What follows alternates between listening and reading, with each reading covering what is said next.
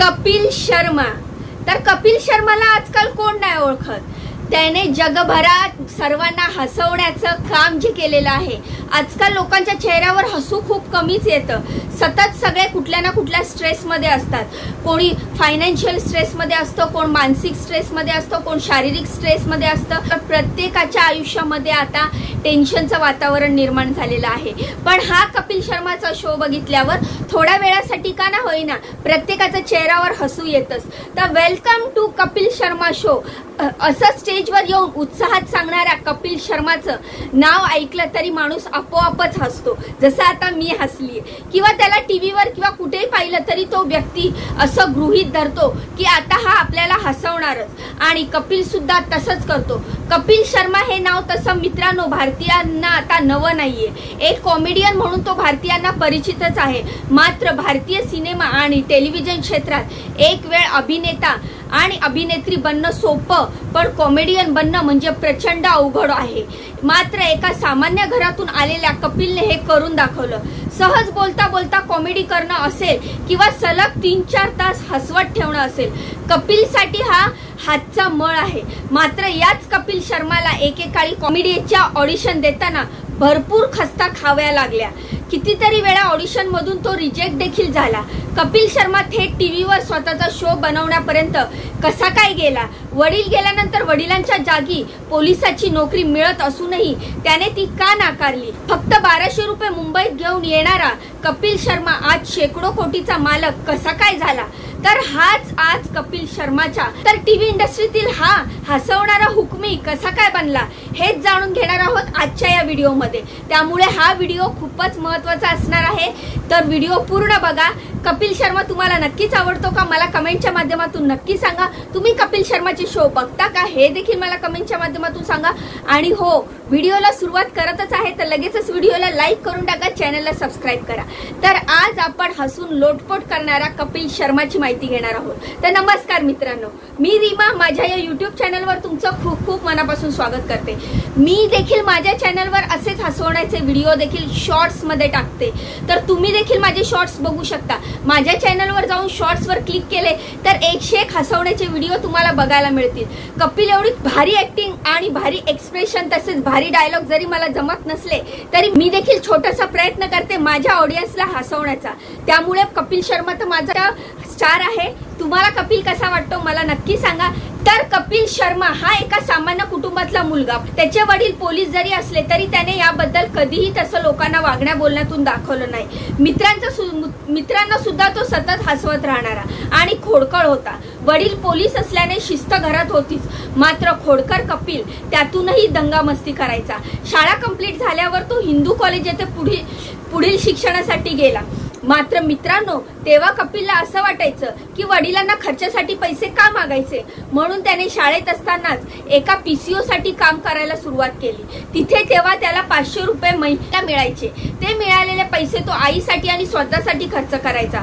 खरं तर त्याला हे पैसे कमवण्याची तशी काहीच गरज नव्हती, मात्र त्याला असं वाटायचं की आपण आपल्या खर्चासाठी तरी पैसे कमवले पाहिजे। पुढे 10वी झाल्यानंतर कपिल एका कपडा बिल मध्ये कामाला लागला। तिथे त्याला 900 रुपये महिन्याला मिळायला लागले आणि तेव्हा तो फक्त 15 वर्षाचा होता। खरं तर त्याला घरातून कोणतंच प्रेशर नव्हतं की तू पैसे कमव, मात्र त्याला स्वतःच असं काहीतरी करायचं होतं। तो कुठे म्युझिक सिस्टम घे, कुठे आईला गिफ्ट दे, तर कुठे मित्रांबरोबर खर्च कर, असं करायचा। एकदा तो 15 वर्षाचा असताना वडिलांची पोलीस जिप्सीची चावी घेऊन ती जिप्सी चालू करायला गेला। त्याने ती चालू केली आणि गिअर माहीत नसल्याने थेट त्याने रिव्हर्स गिअर पाडला आणि थेट मागे उभ्या असलेल्या भाजीवाल्याच्या हातगाडीला तो जाऊन धडकला। वडिलांनी ते पाहिल्यावर वडील खूप ओरडले। तेव्हापासून कपिलने गाडीला कधीच हात लावला नाही। मात्र तो 22 वर्षाचा असताना मित्रांनो त्याच्या वडिलांना थोडासा त्रास व्हायला सुरुवात झाला होता। दवाखान्यात गेल्यावर त्यांना कॅन्सर झाल्याचं कळालं आणि कपिल व त्याच्या आईच्या पायाखालची जमीन सरकली। ते वर्ष कपिलसाठी फार कष्टाचं ठरलं। कपिल व त्याच्या आईने वडिलांची खूप सेवा केली, दवाखाने केले, मात्र वर्षभराने कपिलच्या वडिलांचं निधन झालं। त्यामुळे पुढे कपिल व त्याच्या आईला आर्थिक नुकसानही झालं। कपिलचं वय तसं जास्त नव्हतं। कपिलला पोलीस मधून नोकरीची ऑफर सुद्धा आली, मात्र कपिलने ती नाकारली। वडिलांच्या असं जाण्यामुळे कपिलला फारच धक्का बसला होता। कपिलला खरं तर गायक व्हायचं होतं, मात्र नंतर तो नाटकाशी जोडला।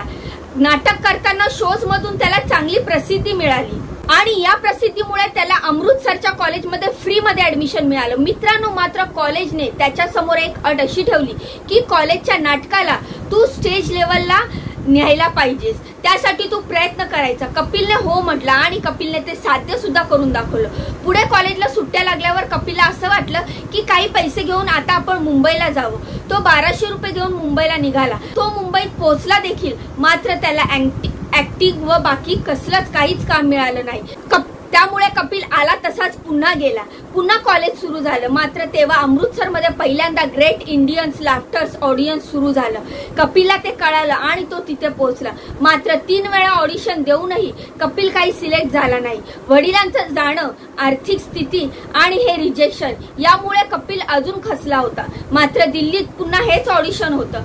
कपिल तिथे गेला, सिलेक्ट झाला आणि मित्रांनो, ज्या शोच्या ऑडिशन मधून 3 वेळा तो रिजेक्ट झाला होता ना, त्याच टीव्ही शो मधून तो 3 वेळा शोचा विजेता देखील झाला। त्यानंतर मात्र कपिलच्या कॉमेडीला प्रसिद्धी मिळायला लागली। सहज सोपा विषय, सामाजिक विषयाला धरून असणारे विषय आणि त्याची मांडणी ही अगदी सहज बोलण्यासारखी।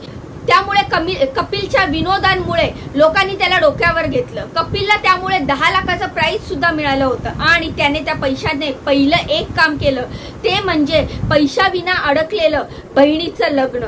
जिंकलेल्या पैशातून सर्वात आधी कपिलने आपल्या बहिणीचं लग्न केलं आणि तो आता घराचा आधार बनला। कपिलने त्यानंतर मात्र परत मागे वळून कधीच नाही पाहिलं। छोटे मियां, झलक दिखला जा आणि कॉमेडी सर्कस सारख्या शोचा तो भाग झाला। कॉमेडी सर्कसचे त्याची कितीतरी शोज आजही पाहिले जातात। कॉमेडी सर्कसचे तो कितीतरी वेळा चांगले सीझन जिंकलेला आहे। शेवटच्या काही शो मध्ये तर तो विनरही आहे असं पब्लिक म्हणायचा आणि तो व्हायचाही। कपिलच्या कॉमेडीमुळे हळूहळू बॉलिवूड मध्येही त्याचा दबदबा वाढला। कपिल आता मोठ्या स्टार सोबत दिसायला लागला। झलक दिखला जा असेल किंवा कॉमेडी सर्कस असेल, कपिलची कॉमेडी मोठ्या स्टार सोबत अनेकांना हसवते आणि लोटपोट करते। आणि महत्वाचं असं की राजपाल यादव, परेश रावल, जॉनी लिव्हर यांच्यानंतर भारतीय कॉमेडी क्षेत्रामध्ये कपिलचे नाव येऊ लागले आणि कपिल शर्माला आता भारतातील घर ना घर ओळखू लागलं आहे। मग वृद्ध असू दे किंवा लहान मुलं असू दे, सर्वच कपिलला ओळखू लागली आहेत। हाच धागा पकडून कपिल शर्मासाठी कलर्स चॅनलने मोठा निर्णय घेतला। कपिलसाठी त्यांनी कॉमेडी नाईट्स विथ कपिल हा शो तयार केला। या शो मुळे एकच धुमाकूळ झाला। भारतीय लोक सगळे या शोची आवर्जून वाट पाहायला लागले। दूरदर्शनना मित्रांनो, जसं रामायण दाखवताना जेव्हा रस्ते ओस पडायचे शहर गावात कपिल, तसंच शहर गावामध्ये कपिलचा शो लागला की रात्रीची रस्त्यावरची गर्दी ही घरात टीव्ही बघायला बसायची। कारण विनोद म्हटलं की सर्व वयोगटातील लोक तो पाहतातच, त्याला दाद देतातच। त्यामुळे कपिलचा हा शो जगभरात पाहिला जाऊ लागला। एकेकाळी ऑडिशन मधून रिजेक्ट झालेला कपिल आता एकटा शो सगळा हाताळू लागला। जोडेला त्याचे मित्र व टीम होतीच, पण हे कपिलसाठी सर्व नवं होतं। पुढे तर कपिलने स्वतःचं प्रोडक्शन हाऊस काढलं आणि तो स्वतः कपिल शर्मा शो चालवू लागला। त्यामुळे मोठमोठ्या सिनेमातील लोक स्वतः इथे यायचे, ते प्रमोशन करायचे। कपिलच्या याच प्रसिद्धीमुळे 2014च्या लोकसभा इलेक्शन मध्ये दिल्ली कमिशनचा तो ब्रँड अँबॅसिडर बनला आणि अमिताभ बच्चनच्या केबीसी मध्ये तर तो एकदा प्रेक्षक म्हणून सुद्धा गेला होता। मित्रांनो, आतापर्यंत तर कपिलचं सगळं चांगलं चाललं होतं, मात्र एक वेळ अशी आली की कपिलला एक मोठा लॉस झाला। त्याच्या शोवर काही तांत्रिक कारणामुळे बंदी आली आणि कपिलचा शो बंद झाला। त्यानंतर कपिलने सोनी टीव्ही सोबत करार केला व सोनी चॅनलला त्याला शो करू दिला। मात्र एकदा या शो साठी तो ऑस्ट्रेलियाला जाताना विमानात त्याचे सहकारी सुनील ग्रोवर सोबत त्याचा वाद झाला आणि सुनील ग्रोवर व कपिल शर्मा या दोघांमध्ये काही वर्षांचा अबोला सुद्धा झाला। त्यामुळे पुन्हा कपिलच्या शोची टीआरपी खाली घसरली। लोक कपिलला जिथे तिथे विचारू लागले सुनील कुठे आहे, मात्र कपिल काहीच बोलला नाही। काही काळ कपिलने सुनील शिवाय शो चालवला, मात्र काही काळाने कपिल व सुनील परत एकत्र दिसले। त्यांनी पुन्हा दंगा घालायला सुरुवात केली। भारतीय पुन्हा हा शो पाहायला लागले आणि शोची नावे आजही भले वेगवेगळी असली तरी कपिलचे शो हे सगळ्यांना हसवत राहतात। कॉलेज काळामध्ये कपिलकडे पैसे नसायचे, तेव्हा तो त्याच्या टॅलेंटला तेव्हा त्याच्या टॅलेंटला कॉलेजने आधार दिला. त्याच्या टॅलेंटमुळे त्याला फ्री ऍडमिशनही मिळाले. ज्या शोच्या ऑडिशनला तो रिजेक्ट झाला त्या शोच्या 3 वेळा तो विनर सुद्धा झाला आणि त्यातून मिळालेल्या पैशातून त्याने आपल्या बहिणीचं लग्न देखील केलं. घरच्यांना कपिलचा आधार होता. त्याला ही जबाबदारी समजत नसेल तरी तो जमेल तसं करत राहायचा.